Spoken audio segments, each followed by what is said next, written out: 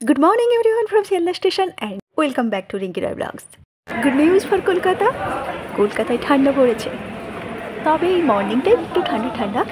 এখন বাজে 6:50।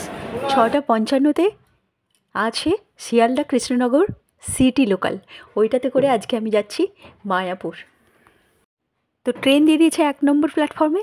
এখান থেকে যাব কৃষ্ণনগর, প্রায় 2.5 ঘন্টা জার্নি। তারপর ওখান থেকে দেখব কিসে করে মায়াপুর পৌঁছানো যায়। তো যাওয়া যাক, আর সঙ্গে থাকুন, পুরো জার্নিটা শেয়ার করব, ওখানকার সাইট সিইং শেয়ার করব। ভিডিওটা আশা করি ভালো লাগবে, প্লিজ সঙ্গে থাকুন। মর্নিং ট্রেন, বসে গেছি, সিট পেয়ে গেছি। তবে ট্রেন যত এগোবে পুরো ট্রেন কিন্তু ফুল হয়ে যাবে। মায়াপুর ইস্কনের যে বিশাল বড় মন্দির, সেই মন্দির কিন্তু নির্মাণ কাজ চলছে, তবু কিন্তু ওপেন হয়ে গেছে। অনেকেই চলে গেছেন, দেখে নিয়েছেন, আমার কিন্তু যাওয়া হয়নি, তাই আমি আজ যাচ্ছি। আর যারা এখনও দেখেননি, যারা এখনও যাননি, আমার সাথে থাকুন, আমি মন্দির দর্শন করাবো পুরোটাই। চলুন। নেমে পড়েছি কৃষ্ণনগর সিটি জংশনে। প্রায় 25-26টা স্টেশন স্টপ করে করে কৃষ্ণনগর লোকাল কৃষ্ণনগর জংশনে এসে পৌঁছেছে। এটা আমার ফার্স্ট টাইম কৃষ্ণনগর আসা, সবই আননোন। আমি কিন্তু জিজ্ঞেস করে করে বাইরে দিকে বেরিয়ে যাচ্ছি। আর এই হচ্ছে স্টেশন। 3টে প্ল্যাটফর্ম আছে দেখলাম। 3 নম্বর প্ল্যাটফর্মে দিয়েছিল। 3 নম্বর প্ল্যাটফর্ম থেকে জিজ্ঞেস করলাম 1 নম্বর প্ল্যাটফর্ম দিয়ে বেরিয়ে যেতে হবে। ওই দিকেই অটো টোটো এইসব স্ট্যান্ডগুলো আছে, যেগুলো মায়াপুর যাবে, ফেরিঘাট যাবে। তো সেই দিকে যাচ্ছি, চলুন যাওয়া যাক। আমি ভেবেছি ফেরিঘাটে যাব না, আমি একটা টোটো বুক করে নেব, পুরো রিজার্ভ করে নেব, যে আমাকে কৃষ্ণনগর স্টেশন থেকে মায়াপুর পৌঁছে দেবে এবং সাইট সিইং করিয়ে আবার আমাকে স্টেশনে পৌঁছে দেবে।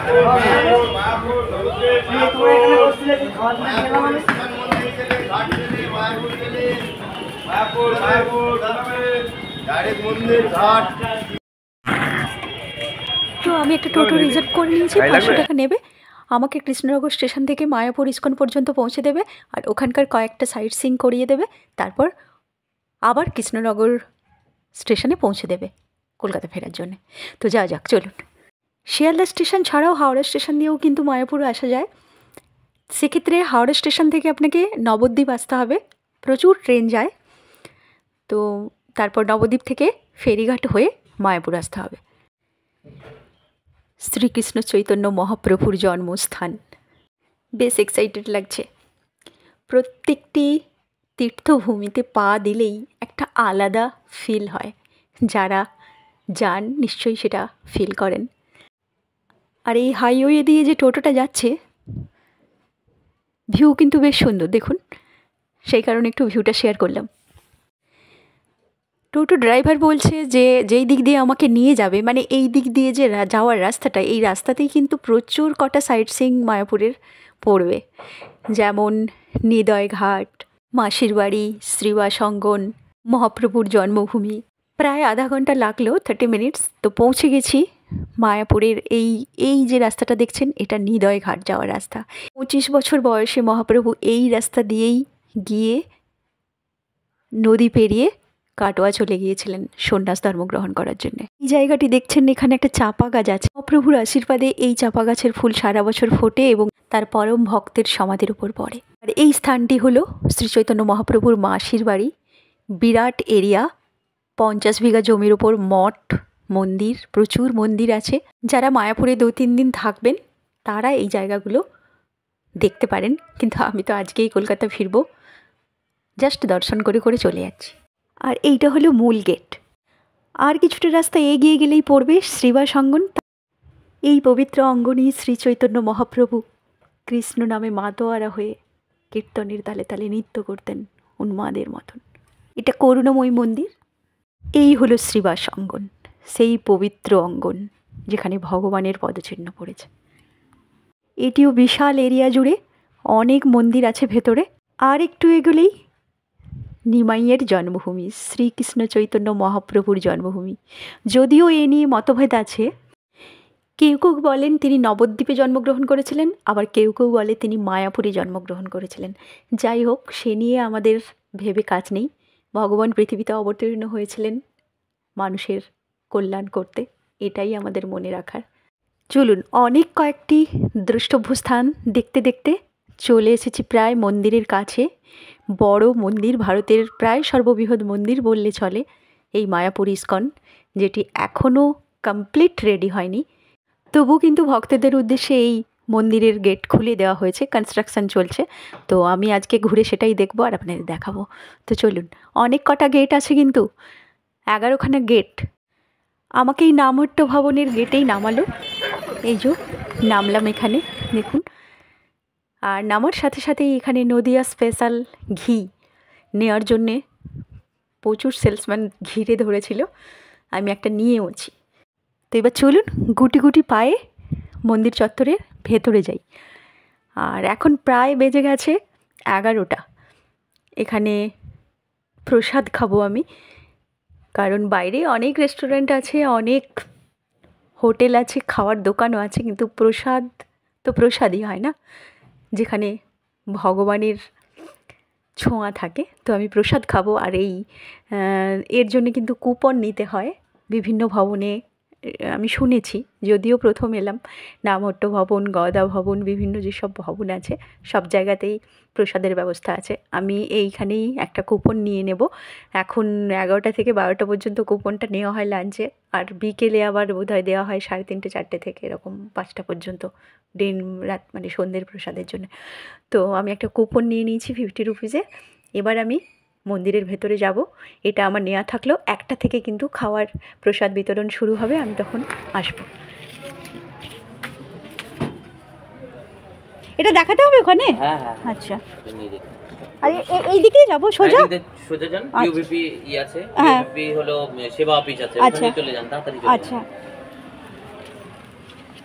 বড় মন্দিরের ভেতরে এন্ট্রি নেওয়ার জন্যে, ঘুরে দেখার জন্যে এই 50 রুপিসের একটা কুপন কাটতে হলো। এই ডোনেট আর কি, মন্দির এত বড় মন্দির, এত বড় কর্মযজ্ঞ, আমরা সবাই যদি একটু তার সামিল হই। এই আর এই দিক দিয়ে গোশালা যাওয়া যায়। আর প্রসাদের কুপন নিতে নিতে আমি কথা বলেছিলাম ওনাদের সাথে, তো বললো এইসব যে ভবনগুলো এগুলোতে রুম পাওয়া যায়। এটা হলো গদা ভবন, তার সামনে দিয়ে যাচ্ছি আমি এখন। আপনারা যদি থাকতে চান, নাইট স্টে করতে চান মায়াপুরে, তাহলে কিন্তু এই ভবনগুলোতে থাকতে পারেন, বুক করে নিতে পারেন, অনলাইন অফলাইন দুটোই হয়। আর আমি যদি সোমের সাথে আসি তখন আমরা নাইট স্টে করব। আমি যখন একা ট্রাভেলিং করি তখন কিন্তু আমি কোথাও নাইট স্টে করি না।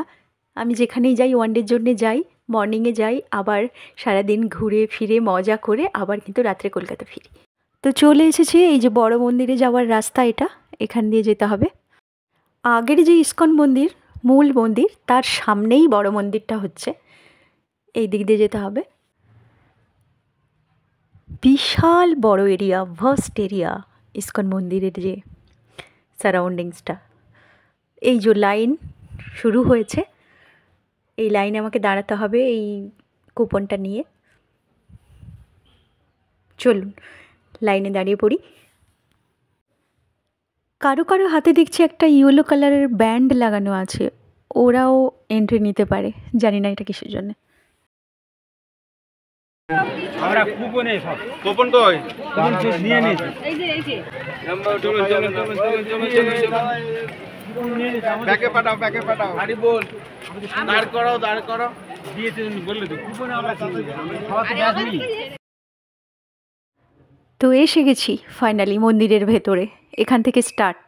চলুন এই দিক দিয়ে, ওই দিক দিয়ে, কোন দিক দিয়ে যাওয়া যায় দেখি, যেই দিকে রাস্তা পাবো সেই দিকেই যাই। চলুন, এই সেই পাহাড়ে যেভাবে উঠতে হয় ঠিক সেরকম দেখুন।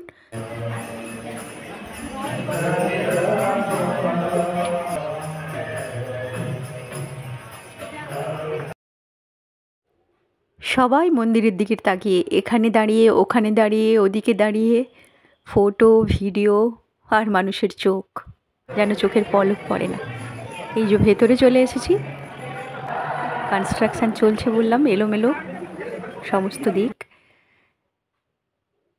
আর এইভাবে আপনাকে ঘাড় উঁচু করে, চোখ ওপরের দিক করে দেখতে হবে, এতটাই বড়, এতটাই উঁচু। আর এই দিকে সিংহাসন, এদিকটা অনেকটা রেডি হয়ে গেছে, বিগ্রহ বসানোর জায়গায় যে মন্দির যখন উদ্বোধন করা হয় তখন এখানে কিছুক্ষণ সময়ের জন্য বিগ্রহ রাখা হয়েছিল, যেহেতু কনস্ট্রাকশন এখনও ইনকমপ্লিট, তো আবার সরিয়ে নিয়ে যাওয়া হয়েছে উদ্বোধন হয়ে যাওয়ার পরে। এগুলো সব রেডি হচ্ছে, কিন্তু ভক্ত তো আর থেমে থাকে না, অগণিত ভক্ত একটুখানি দেখার জন্যে কত দূর দূরান্ত থেকে আসছে। আর এই দিকে চলছে ভাগবত পাঠ, ভাগবত চর্চা এখানেই চলছে। এই দিক থেকে ওই যে গৌড়ীয় চৈতন্য গৌড়ীয় মঠ দেখা যাচ্ছে, যেখানে প্রভুপাদের সমাধি সহ আরও অনেক কিছু দেখার আছে। এখান থেকে বেরিয়ে যদি সময় হয় আমি ওখানে যাব। এবার চলুন এই কনস্ট্রাকশান দেখতে দেখতে, মন্দিরের ইনকমপ্লিট কাজ দেখতে দেখতে বেরিয়ে যাই।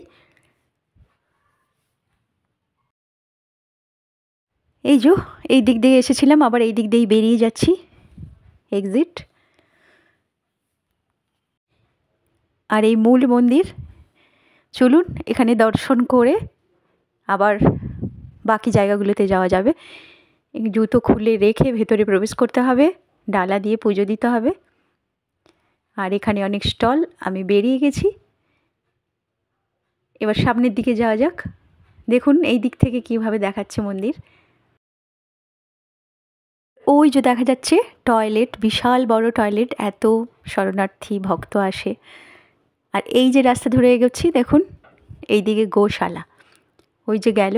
আর এটা হচ্ছে একটা অন্নদান কমপ্লেক্স, এখানে কিন্তু আপনি ফ্রিতে প্রসাদ পেতে পারেন যদি টাইমে আসতে পারেন। একটা টাইম আছে, এই যে সব দাঁড়িয়ে আছে কুপন নিয়ে, এখানে ফ্রিতে প্রসাদ পাওয়া যায়।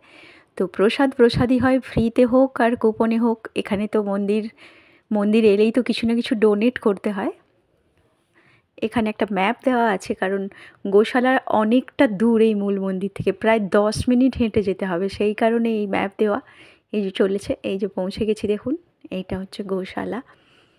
অনেকবার শুনেছি, দেখি গোশালা কি, গোশালা কেমন গোশালা।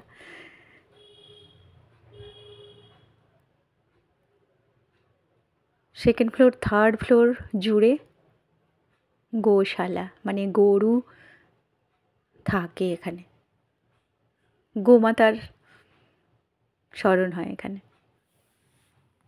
কয়েকদিন আগেই গোকুল থেকে ফিরেছি, বৃন্দাবন গোকুল পরিক্রমা, সেখানেও দেখেছি এই গোমাতার জয়। এখানে অনেকেই গরুর গাড়ি রাইড করছে, আপনি করতে পারেন। তো চলুন, টাইম হয়ে গেছে, এখন 2টো বাজে। আমি চলে এসেছি এখানে নামহট্ট ভবনে।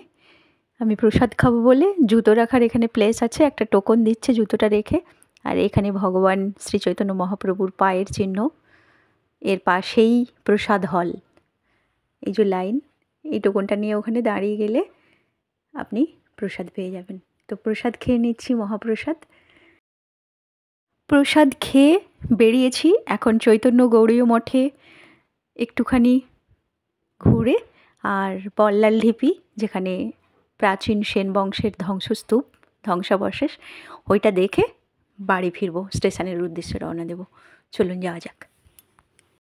তো এখন বাজে প্রায় 7টা। আমি কৃষ্ণনগর থেকে কৃষ্ণনগর শিয়ালদা ট্রেন ধরে চলে এসেছি শিয়ালদা। তো এই ছিল আমার একদিনের মায়াপুর ভ্রমণ।